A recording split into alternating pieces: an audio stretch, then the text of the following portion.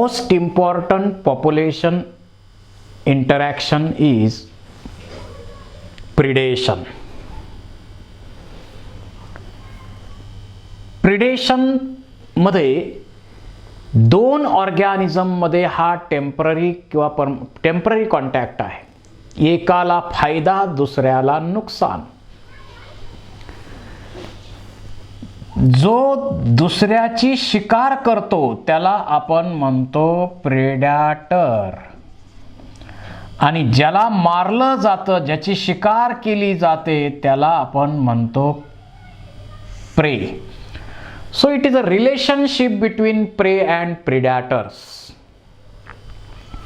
जसं आपण एक्झाम्पल घेतलं, लायन हा कशाची शिकार करणार? डिअरची शिकार करतो आणि त्याच्यावरती तो जगतो. डिअरची शिकार करणार, हरणाची शिकार करणार आणि त्यावर तो जगणार.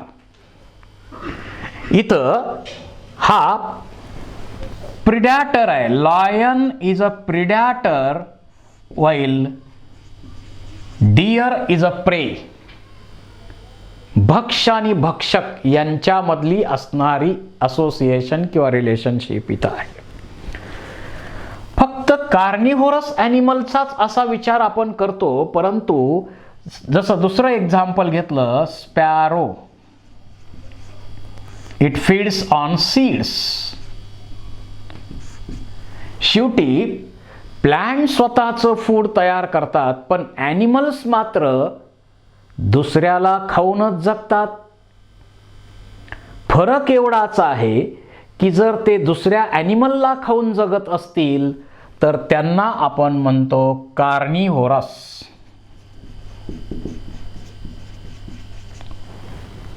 आणि जर ते प्लांट पार्टला खाऊन जगत असतील तर त्यांना आपण म्हणतो हार्बिव्होरस.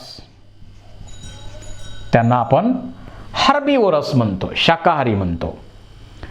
परंतु दुसऱ्याला खाऊन जगणे हेच प्रत्येकाचं काम आहे. प्रत्येक जण हेच करतोय. शाकाहारी असतील किंवा मांसाहारी असतील किंवा ऑमनिव्होरस असतील, कोणी का असेना, प्रत्येक जण दुसऱ्याला खाऊन जगतोय. आणि हे होतं काय तर पहिली प्लांट काय करतात, सोलार एनर्जी ट्रॅप करतात आणि फूड बनवतात.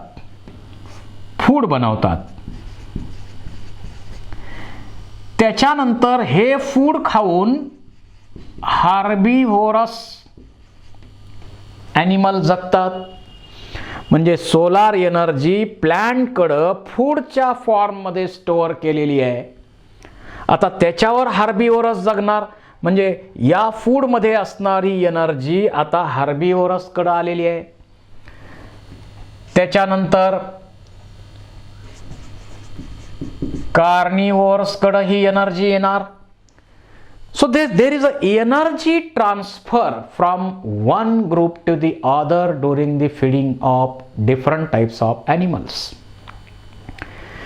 एका ऑर्गॅनिझम कडनं दुसऱ्या ऑर्गॅनिझम कडं एनर्जी ट्रान्सफर होते, असा त्याचा अर्थ काढता येईल. एनर्जी ट्रान्सफॉर्मेशन आहे सिंपल इथं. आता इथं जर काही सम एक्झॉटिक स्पीसीज, जर परदेशातल्या काही स्पीसीज, दुसऱ्या एरियाच्या काही स्पीसीज जर आपण इंट्रोड्यूस केल्या असतील, दे स्टार्ट टू स्प्रेड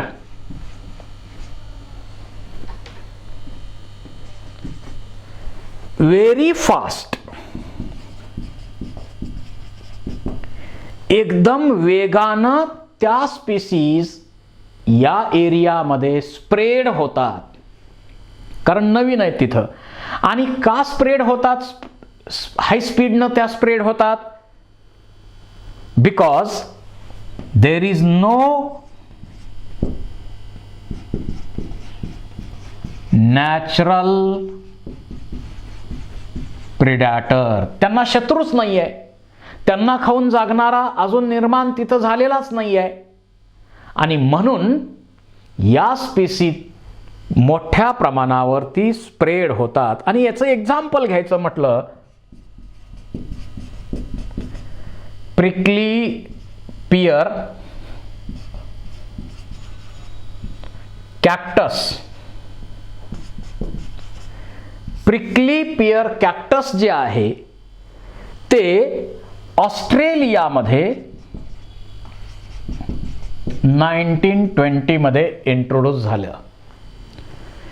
हे कॅक्टस ऑस्ट्रेलियामध्ये 1920 मध्ये इंट्रोड्यूस झालं. And it spreads, later on it spreads millions of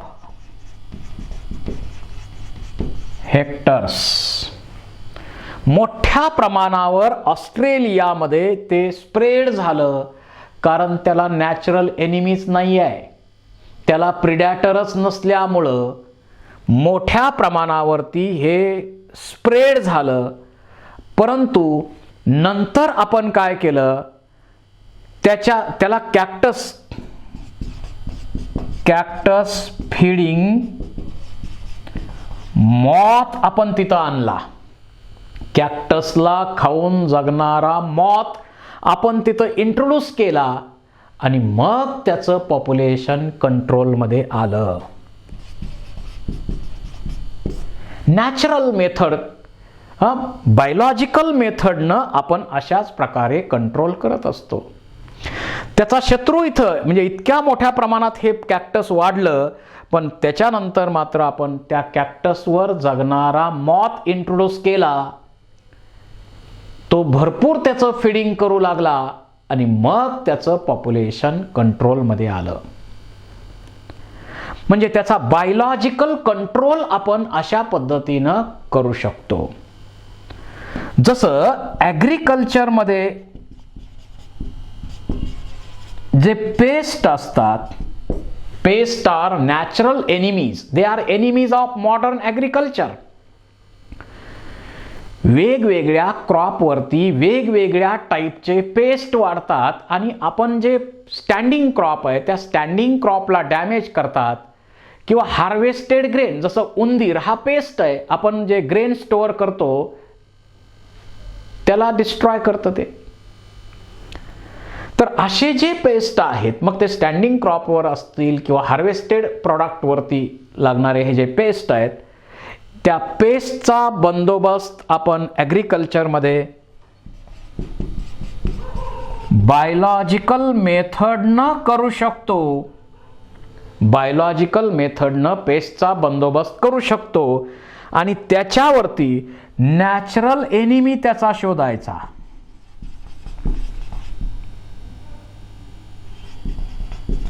त्याचा नॅचरल एनिमी शोधायचा आणि तो एनिमी वापरल्यामुळं त्या पेस्टचं पॉप्युलेशन कंट्रोलमध्ये आणता येईल.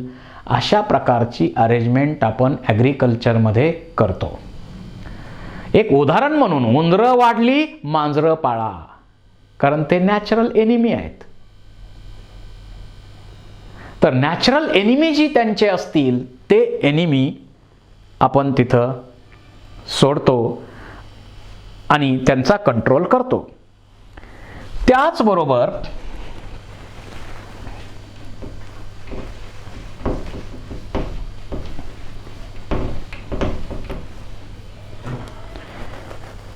in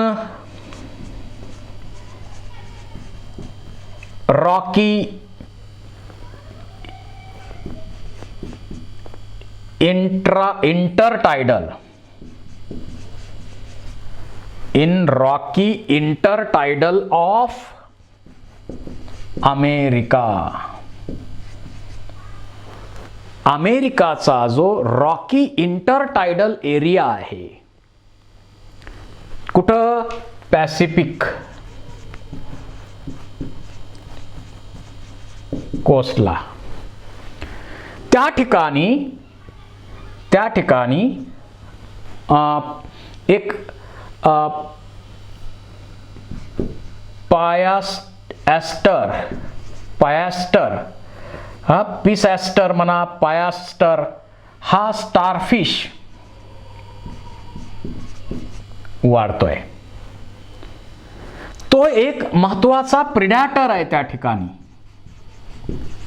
आपल्याला एखाद्या ठिकाणचं प्रिडॅटरचं पॉप्युलेशन वाढवून पण चालणार नाही, किंवा पेस्टचं पॉप्युलेशन किंवा होस्ट त्या प्रेचं पॉप्युलेशन पण वाढणार नाही जास्त, ह्याची पण प्रिकॉशन घ्यावी लागणार. तर हा जो पियास्टर स्टारफिश आहे तो एक महत्वाचा प्रिडॅटर त्या एरियामध्ये आहे. आपण काय केलं, एक फील्ड एक्सपेरिमेंट केला. इन फील्ड एक्सपेरिमेंट, एक फील्ड एक्सपेरिमेंट केला. त्याच्यामध्ये आपण काय केलं, हा जो स्टारफिश आहे पियास्टर, हा स्टारफिश जो आहे तो आपण रिमूव्ह केला. स्टारफिश त्या फील्ड मधून आपण रिमूव्ह केला. रिमूव्ह केला तर आपल्याला काय आढळलं, मोर दॅन 10 स्पीसीज, 10 पेक्षा जास्त इनव्हर्टिब्रेटच्या तिथं एक्सटिंक्ट झाल्या. एक्सटिंक्ट झालेल्या आपल्याला आढळून आल्या. याचा अर्थ इंटरस्पेसिफिक तिथं कॉम्पिटिशन आहे. बिकॉज ऑफ इंटरस्पेसिफिक, दोन वेगळ्या स्पीसीज मध्ये असणारी कॉम्पिटिशन. तर इंटरस्पेसिफिक कॉम्पिटिशन त्या ठिकाणी होती आणि त्यामुळं असं घडलेलं आहे. त्यामुळं असं घडलेलं आहे. तर यावरून आपल्याला सांगता येईल, आता प्रिडॅटर जो आहे यावरून आपल्याला सांगता येईल की प्रत्येक स्पीसीजचं त्या ठिकाणी फार महत्त्व आहे. फूड चेन्स ज्या आहेत त्या फूड चेन मधलं कोणी जरी डिस्ट्रॉय केलं, आपण रिमूव्ह केलं, तर ती फूड चेन ब्रेक होते आणि नवीन प्रॉब्लेम्स त्यामध्ये क्रिएट होतात. जर प्रिडॅटर जास्त इफेक्टिव्ह असेल, जर प्रिडॅटर फारच इफेक्टिव्ह असेल, तो जास्तीत जास्त आपलं प्रे कंज्युम करत असेल, तर it over exploit the prey. म्हणजे असंही होऊन चालणार नाही. जसं प्रिडॅटर पाहिजे, जसं वाघांची संख्या भरपूर असणं गरजेचं आहे, पण त्या प्रमाणातच हरणांची संख्या सुद्धा असणं गरजेचं आहे. आणि हे वाघ जर त्या हरणांची शिकार करून करून करून करून करून त्यांना सगळे मारून टाकायला लागले, तर त्याचा बॅड इफेक्ट, ओव्हर एक्सप्लॉयटेशन त्याचं व्हायला लागलं, तर तेही इथं घातक आहे, तेही डेंजरस आहे. जसं काही species, some species of insect and frogs. आता प्रत्येकाला कोणी ना कोणी खाऊन जगणार आहे, पण आपल्याला खावं असं कोणालाच वाटत नाही. प्रत्येकाला जगायचंय. मग जगण्यासाठी आपला जो प्रिडॅटर आहे त्याला लवकर लक्षात येणार नाही, त्याला दिसणार नाही, त्याला सापडणार नाही, अशाही मेकॅनिझम वेगवेगळ्या ऑर्गॅनिझम मध्ये फॉलो केल्या जातात. जसं some species of insect and frogs, they are cryptically coloured.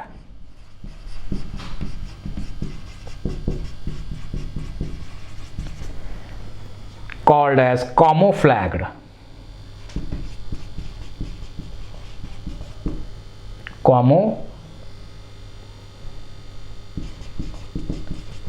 Camouflaged. म्हणजे जर हे इन्सेक्ट त्या झाडाच्या बार्कवरती, सालीवरती तिथं राहत असतील तर तशाच प्रकारचा कलर त्याच्या बॉडीचा असतो. जर पानावरती हे राहत असतील तर त्या पानासारखाच हिरवा कलर असतो. म्हणजे जसा वातावरणाचा कलर तशाच प्रकारे त्यांचा कलर केला जातो, ज्यामुळं शत्रूला ते सापडत नाहीत. अशा प्रकारचं मॉडिफिकेशन सुद्धा आपण इन्सेक्ट फ्रॉग्स यांच्यामध्ये पाहतो. काही म्हणजे यांच्यामध्ये आपण इन्सेक्ट आणि फ्रॉगमध्ये पाहिलं तर जसा वातावरणाचा कलर आहे तसा आपला कलर करतात ते. त्यामुळे शत्रूला इझिली नोटीस करता येतात का? नाही. आणि त्यामुळं स्वतःचा बचाव करण्यासाठी सुद्धा वेगवेगळ्या मेकॅनिझम त्यामध्ये फॉलो केल्या जातात. जसं मोनार्च बटरफ्लायचा विचार करा.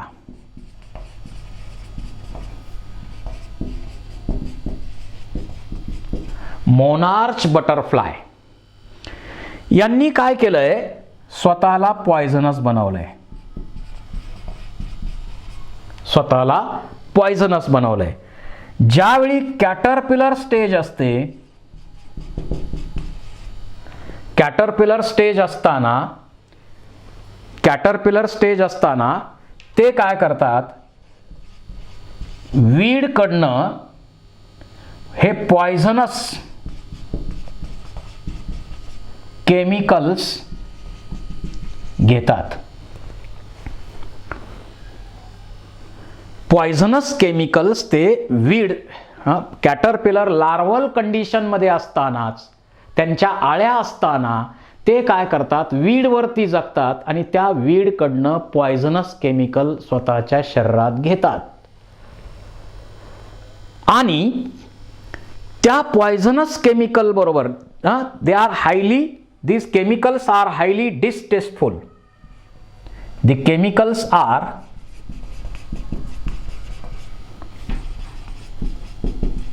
highly distasteful. टेस्ट त्याची चवच वेगळी आहे आणि ते हायली डिस्टेस्टफुल असल्यामुळं दुसऱ्या ॲनिमल पासून हे बटरफ्लाय स्वतःला वाचवतात. आपल्या प्रिडॅटरनं आपल्याला खाऊ नये याच्यासाठी त्यांच्यामध्ये अशा प्रकारचा प्रयत्न केला जातो. आता प्लांटचा विचार केला तर फॉर प्लांट्स हर्बिवोरस प्रिडॅटर्स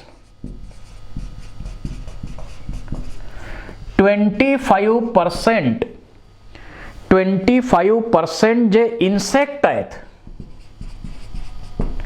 ते फायटोफॅगस आहेत. म्हणजे प्लांटचा सॅप सक करतात आणि त्याच्यावरती हे जगत असतात.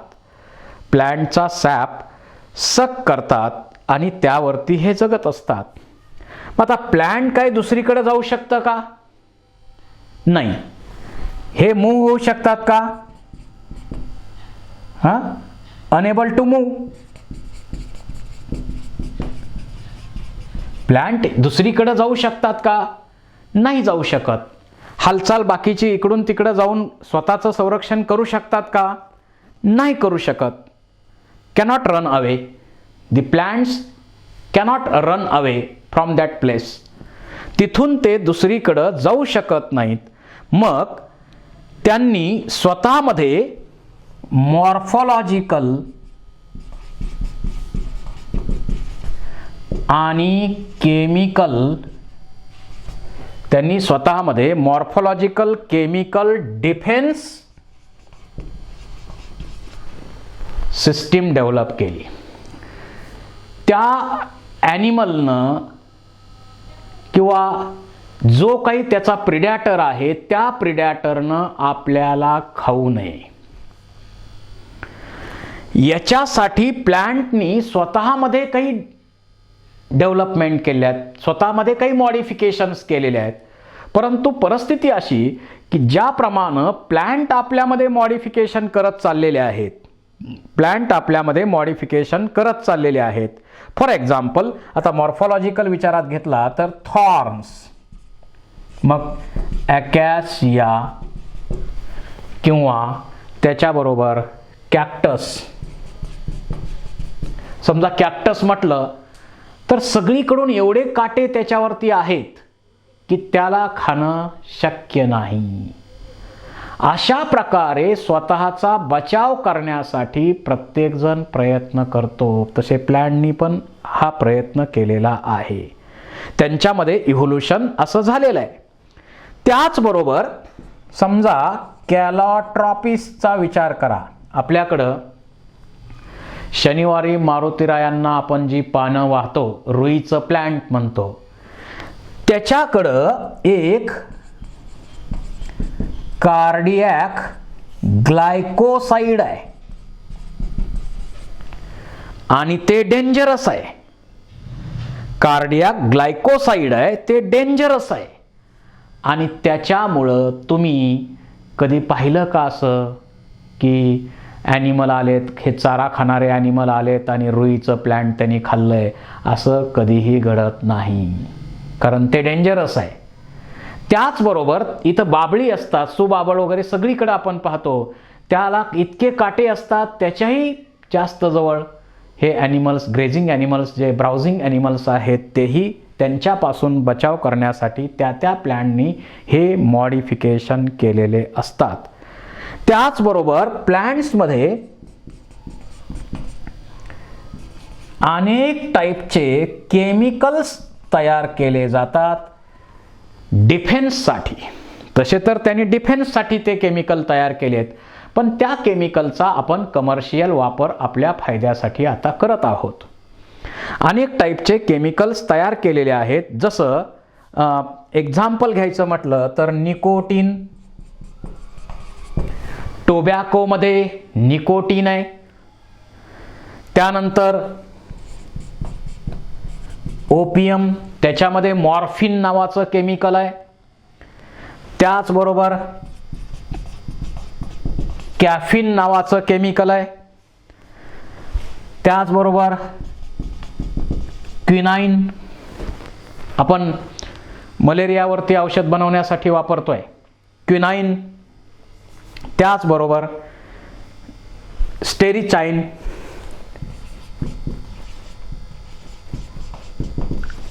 अशा प्रकारचे केमिकल्स त्या प्लॅन्ट्सनी स्वतःचा डिफेन्स करण्यासाठी, दुसऱ्यापासून स्वतःचा बचाव करण्यासाठी हे केमिकल्स त्यांनी आपापल्या बॉडीमध्ये तयार केलेले असतात. डिफेन्ससाठी हे केमिकल्स त्यांनी बनवलेले असतात. परंतु आज आपण अशा केमिकलचा वापर कमर्शियल पर्पजसाठी करत आहोत. म्हणजे प्रिडेशनमध्ये प्रिडॅटर जो दुसऱ्याला खाणार त्याला प्रिडॅटर, मारणार आणि खाणार. आणि मेलेलं खाणं हे काय झालं? मेलेलं खाणं खात असेल तर ते वेगळा पॅटर्न आहे. वल्टर्स वगैरे आपण गिधाड म्हणतो, ते जिवंत असताना कोणाला खात नाहीत, कोणाला मारत नाहीत, त्याला स्कॅव्हेंजर्स म्हणतो आपण. पण प्रिडॅटरमध्ये दुसऱ्याला मारायचं आणि मग खायचं, ही त्यांची हॅबिट आहे. आणि प्रे आणि प्रिडॅटर दोघांचं पॉप्युलेशन मेंटेन होणं गरजेचं आहे. कुणाचंच ओव्हर, जसं जर वाघांची संख्या कमी होत चालली म्हणजे त्याला हरणांची संख्या आपोआप वाढत राहणार, किंवा फक्त वाघांची वाढून हरणांची कमी होऊन चालणार नाही. यांचा बॅलन्स पण होणं गरजेचं आहे. आणि एक दुसऱ्याला खातो, दुसरा तिसऱ्याला खातो, म्हणजे एकमेकाकडनं एनर्जीचा ट्रान्सफर प्रत्येकजण करत असतो. हे या सर्व एक्झाम्पलवरून आपल्याला सांगता येईल. आणि आपण जे सगळे एक्झाम्पल इथं या चॅप्टरमध्ये घेतो ते फक्त NCERT, कारण या चॅप्टरमध्ये जनरल बायोलॉजीच्या चॅप्टरमध्ये NCERTच्या बाहेर फार जायची आवश्यकता नाही. So this is about predation.